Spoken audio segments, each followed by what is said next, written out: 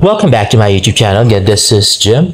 At ito na nga, post ng GMA Network, busy ang ilang kapuso stars sa kusina para maghanda ng hahain sa Noche Buena. Grabe, I so love the pictures. Licaucos and Portesas. Kailan kaya magiging one big happy family to? Charot. At ano yan, 24 oras interview. Let's watch it.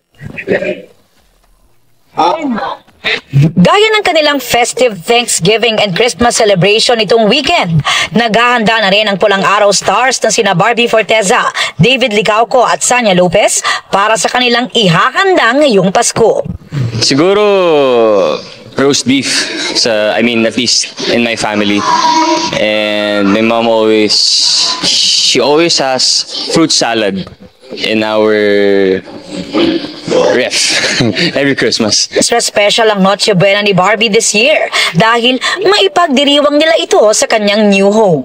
Meron kaming binibiling ham na paborito ng mga magulang ko at seafood, mahilig sa seafood ang mga magulang ko. So definitely dapat may seafood at ham na nakahain sa Noche Buena. Ano kayang handa ng iba pa? In fairness, ang cute nila pareho doon. Grabe. At next naman ay post ni Tita Eden Licauco, ayan, beach pa din. At ayun nga yung mga anak niya at apo at ang manugang. Next naman ay IG stories ni David. At yun naman IG stories ni Tita Eden, siya at saka si Jean Licauco. Now, kaninang hapon ay nagpost nga sa Instagram si David at nilagyan niya ng caption after much needed vacation. At yan nga, nilike agad siya ni Barbie Forteza. At yan nga, napaka-athletic nitong family na to. At nag-zoom in nga tayo sa mga braso ni David. Paka-cute.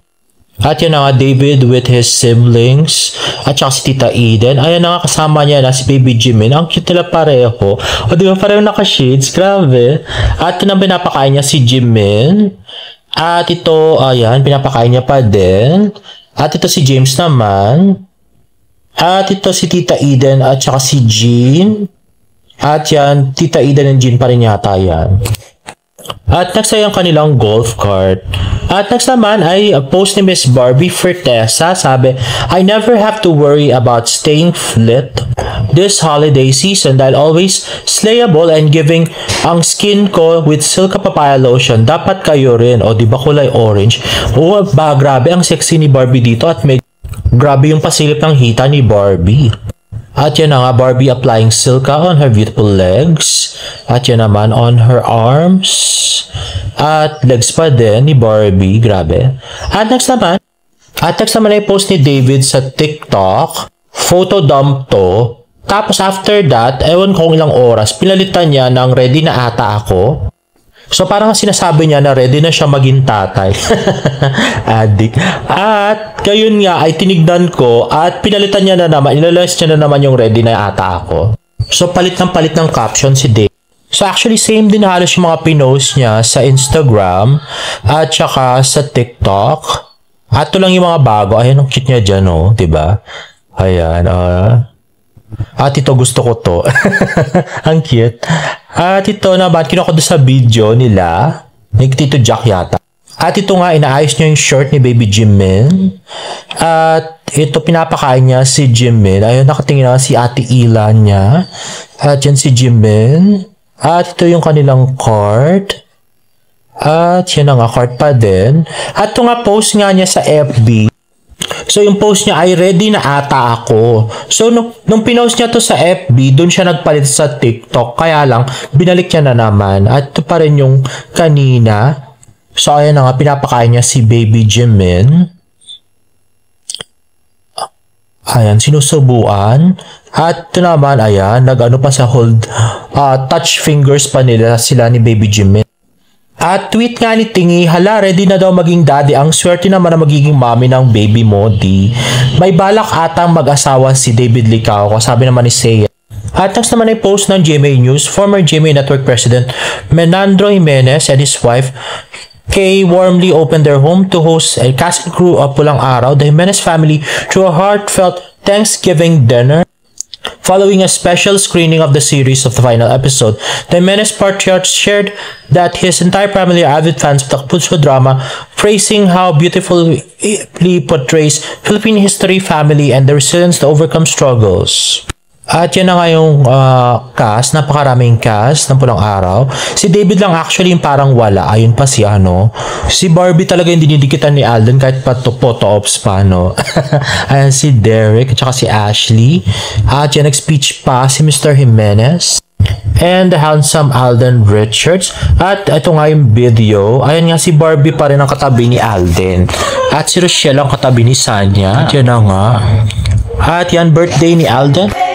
Happy birthday to you. Thank you.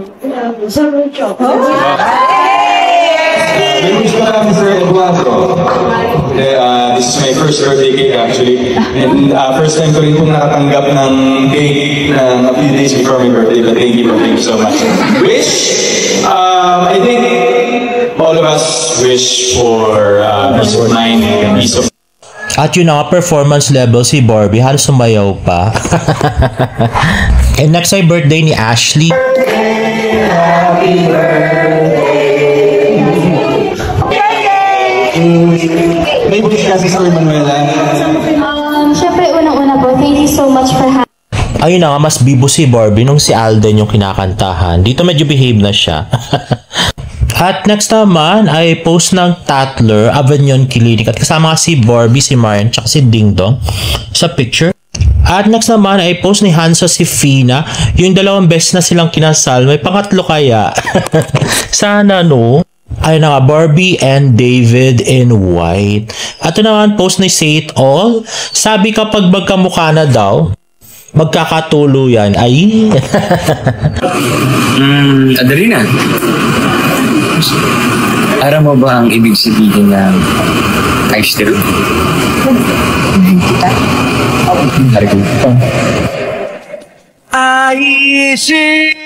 Nakita nyo ba yun? Pulang-pula yung tenga ni David.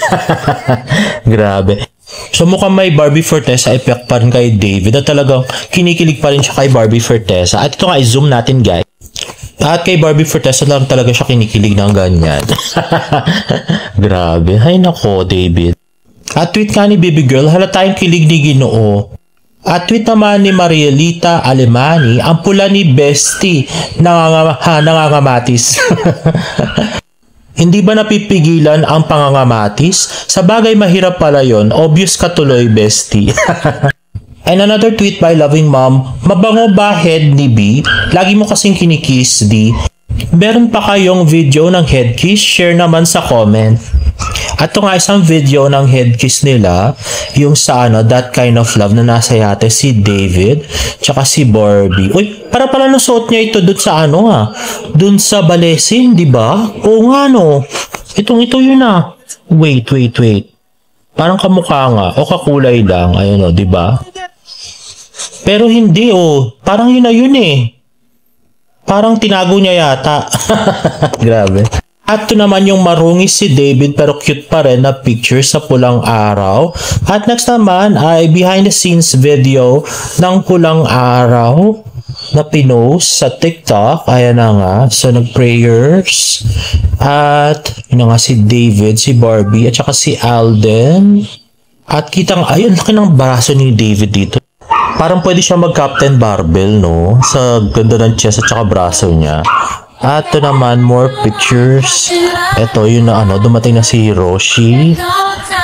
At, ayan na, nung paalis na sila, diba? Ang sesena ni David, tsaka ni Barbie. At ito naman ay yung sasaktan na ni Akio, si Julio.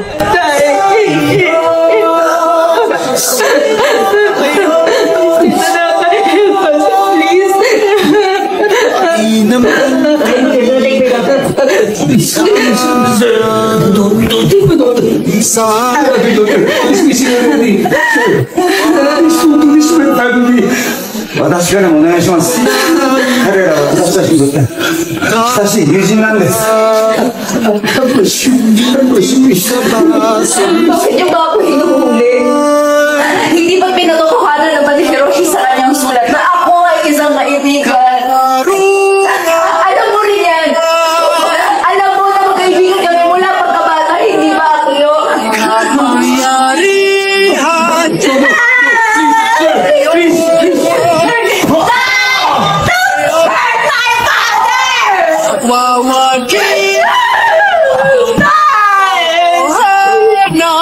Ang kanya-iba ay di magsawa.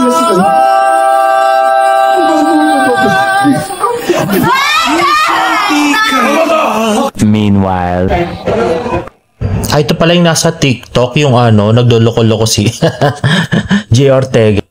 In fairness, magaling talaga si Barbie dito, no? Lalos na yung yung Don't Hurt My Father.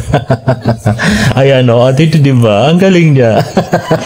I so love the acting and the expression ni Barbie. Bigay todo.